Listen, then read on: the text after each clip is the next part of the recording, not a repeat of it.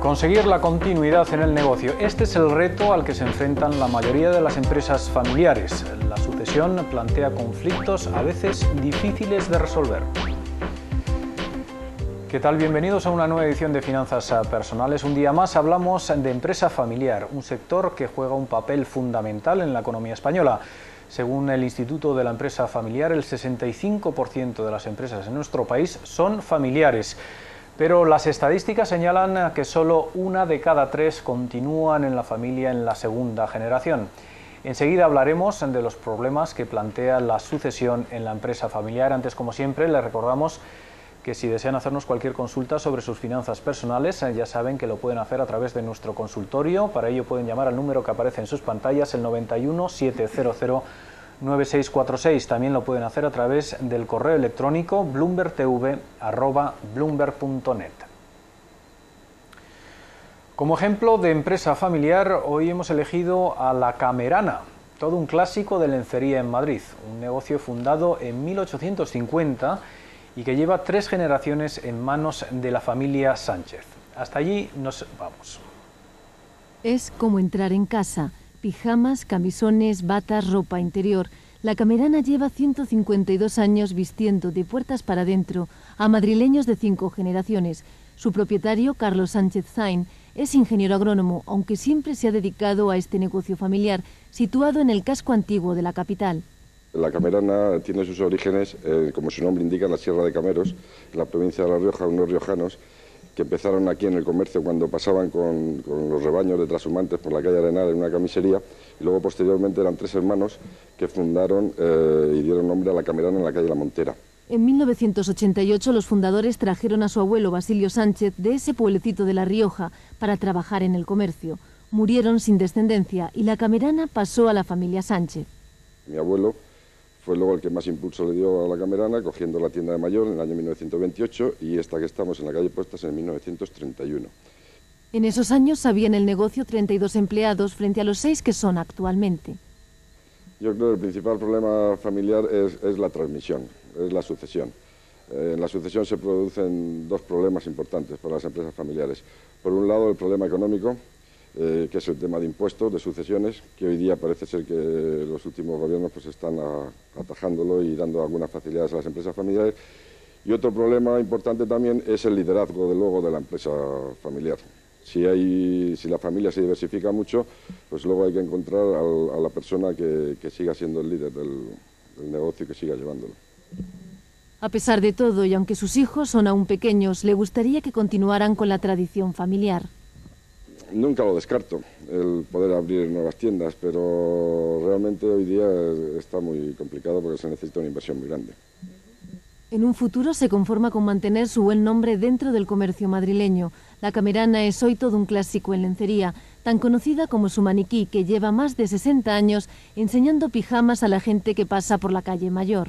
En los años 40 decidieron, los antecesores míos decidieron dedicarse a las tallas especiales y entonces adquirieron este maniquí que tenemos detrás de nosotros, que es bastante famoso porque ha hecho de todo, ha hecho cine, televisión, teatro, de todo. En televisión recuerdo que nos lo pidió Valerio Lazaló para realizar el especial pop con las niñas de Playboy, ha hecho obras de teatro, en fin, es bastante conocido. Arturo Soria, Santiago Ramón y Cajal o Claudio Sánchez Albornoz fueron algunos de sus clientes antiguos. Entre los actuales, por citar alguno, destacan Ramoncín, Lola Herrera, Manuel Alexandre o Rosy de Palma. Bien, para hablar de este tema de empresa familiar, como es habitual, contamos con la colaboración de Antonio Sánchez Crespo, socio director del estudio jurídico Les Consult. Bienvenido, Antonio, un día más al programa. Muchas gracias. También nos acompaña Antonio Barderas, director de la Asociación Madrileña de la Empresa Familiar. Bienvenido, Antonio. Encantado. ¿Por qué la sucesión es el problema principal al que se enfrenta la empresa familiar? Bueno, yo creo que hay dos datos que son fundamentales. Uno es, como se decía en el vídeo, la fiscalidad que normalmente va asociada a la sucesión en la empresa, y otro es la formación de un líder que se haga cargo de continuar con la gestión de la empresa. Lo que es la fiscalidad al día de hoy está prácticamente resuelto, puesto que existe la posibilidad de conseguir una reducción de un 95% en caso de transmisión por vía hereditaria de la empresa a los hijos, a los descendientes. Pero en cambio este problema, que ya prácticamente al día de hoy está resuelto, sí hay un problema todavía muy candente y de mucha actualidad, que es el tema de la formación de un sucesor que se haga cargo en el futuro de la gestión de la empresa familiar. Es un problema que o se hace con antelación suficiente, con la previsión suficiente como para poder formar un empresario, y eso es algo que no se hace en 2 días, ni en 2 meses, ni en 2 años, o si no, normalmente va a originar problemas importantes habitualmente a la hora de acometer el proceso de sucesión. Por lo tanto, hoy en día yo entiendo que la fiscalidad no debe plantear problemas para el empresario que sabe organizarse y que se organiza, pero en cambio el problema del liderazgo de futuro en la sucesión, en la gestión de la empresa, es un problema que todavía hoy sigue latente y puede crear problemas. Entonces, Antonio, ¿qué proceso hay que seguir para realizar este traspaso de poderes? Bueno, la sucesión, como muy bien decía Antonio, es un proceso largo, un proceso de posiblemente 10 años, en el que la familia tiene que asumir que van a existir una serie de cambios muy importantes. Es decir, aquí hay un tema de poder, es decir, el sucedido, digamos, tiene que asumir y favorecer y regenerar esa empresa. Vamos a ver, normalmente, ¿cuál es el problema que existe? Como decíais en la entradilla anterior, una de cada 3 empresas, solo una de cada 3 empresas llega a la segunda generación. Normalmente, ¿qué ocurre? Que el sucesor, además de hacer frente a ese proceso, tiene que regenerar la empresa. Normalmente, el ciclo de vida de un producto, de una empresa, coincide con una generación al mando. Y eso es un doble reto, digamos, en el que los sucesores tienen que llevar a cabo un proceso de por sí complicado, como es el relevo generacional, y además regenerar la empresa, hacer fuerte de nuevo el producto en el que se basa su ventaja competitiva, ¿no? Y eso es complicado, es complejo. Uno de los conflictos que se puede plantear, Antonio, es la intransigencia del fundador para, a la hora de la sucesión, a la hora de soltar las riendas del poder, ¿no? Bien, así es, puede ocurrir que efectivamente, y de hecho hay empresarios que, como suele decirse, lo que quieren es morir con las botas puestas. Y entonces son empresarios que no están pensando en jubilarse, y esto origina, desde mi punto de vista, origina dos problemas muy importantes. Uno, que como no está pensando en jubilarse, no se preocupa de buscarse motivaciones y cosas a hacer el día que esté jubilado, y como tampoco piensa jubilarse, tampoco le motiva mucho o siente una gran necesidad por formar a un sucesor que continúe con su gestión al frente de la empresa. Primero formar el sucesor y luego designarlo. Claro. Yo creo que además en este tema hay que diferenciar muy claramente a los sucesores en cuanto a lo que es gobierno y lo que es dirección en la empresa familiar. Es decir, uno puede formar parte del gobierno porque es accionista y tiene derecho a gobernar. Es como si tuviéramos un avión, digamos, ¿no? Valga el ejemplo. Uno puede ser propietario del avión, pero para saber llevar el avión hay que ser un profesional. Entonces, hay que ser capaz de formar a los sucesores en lo que es la propiedad, lo que significa ser propietario, y una cosa muy distinta es dirigir la compañía, que la tienen que gobernar, o dirigir, quiero decir, profesionales. Pero para preparar esta sucesión supongo que hay que seguir varias etapas, ¿no? Hay que darse cuenta de los conflictos también, ¿no?, que se pueden generar en...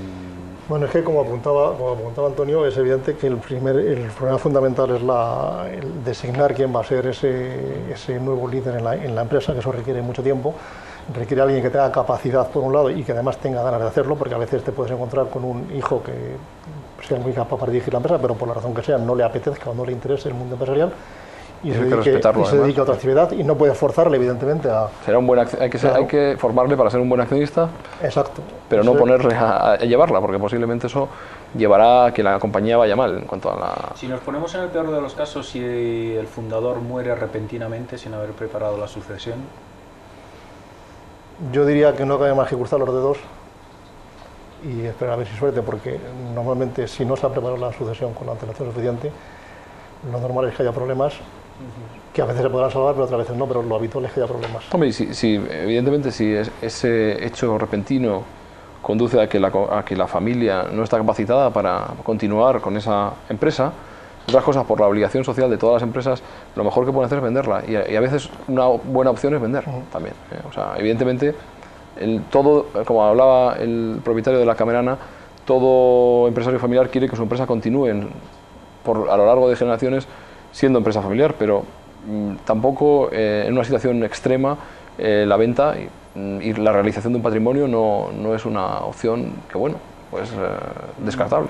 ¿Cuáles serían los límites entre lo que es la familia y lo que es la empresa? Aquí se mezclan todo tipo de caminos, de sensaciones que conviene que todos los miembros de la familia los tengan claros, ¿no?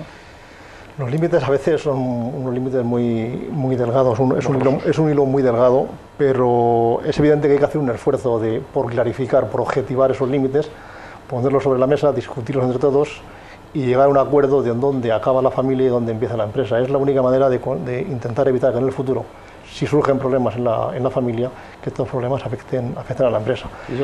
A veces ocurre que precisamente esa confusión de límites entre familia y empresa lleva a que, por ejemplo, la política de retribuciones de los miembros de la familia que trabajan en la empresa no sea la correcta, o que se fije una política de dividendos en función de lo que los miembros de la familia necesitan y no en función de lo que la empresa requiere. Y esto a la larga, si no se toman esas medidas, no se hace ese proceso, digamos, de puesta sobre la mesa y de recapacitación y de examen y análisis entre todos los miembros de la familia, puede dar problemas serios que acabarán afectando a la empresa de manera negativa. Sí. Antes hablábamos de un proceso de 10 años a la hora de preparar la sucesión. ¿Tan largo es este proceso? Esto depende un poco. Este proceso es un proceso hecho a la medida de cada empresa y de cada familia, ¿no? Pero es un proceso largo. O sea, esto hay que concienciar a los empresarios de que esto se tiene que afrontar cuando la situación todavía es llevadera, o sea, que cuando no hay conflicto. Normalmente lo ideal es que una familia se ponga a trabajar, no sé si estás de acuerdo, Antonio. Sí, completamente. Se debe poner a trabajar cuando las cosas van bien y cuando el proceso de comunicación es un proceso de comunicación lo más fluido posible. Evidentemente, en todas las familias es consustancial que exista una cierta conflictividad, porque los conflictos surgen en toda familia, ¿no? Entonces, en la medida en que la familia, para marcar esos límites entre propiedad y gestión, que antes comentábamos, es importante que exista la mejor comunicación y que la familia aprenda también a comunicarse entre ellos de los problemas y de lo que quiere para esa compañía. Pero a veces en el seno de una misma familia no se pueden diagnosticar esos conflictos. Ahí quizás pueda intervenir algún asesor externo. ¿Cómo se diagnostican estos conflictos? Bueno, es evidente que cuando una familia quiere acometer su regulación, digamos, o fijar sus reglas de futuro de cara a sus relaciones con la empresa, tiene una opción y es buscar a alguien dentro de la empresa que se ocupe de dirigir y de liderar ese proceso y de tomar, vamos, de plantear, de poner sobre la mesa las cuestiones y organizarlo, pero parece claro que si es alguien de la familia, en primer lugar va a ser difícil que sea objetivo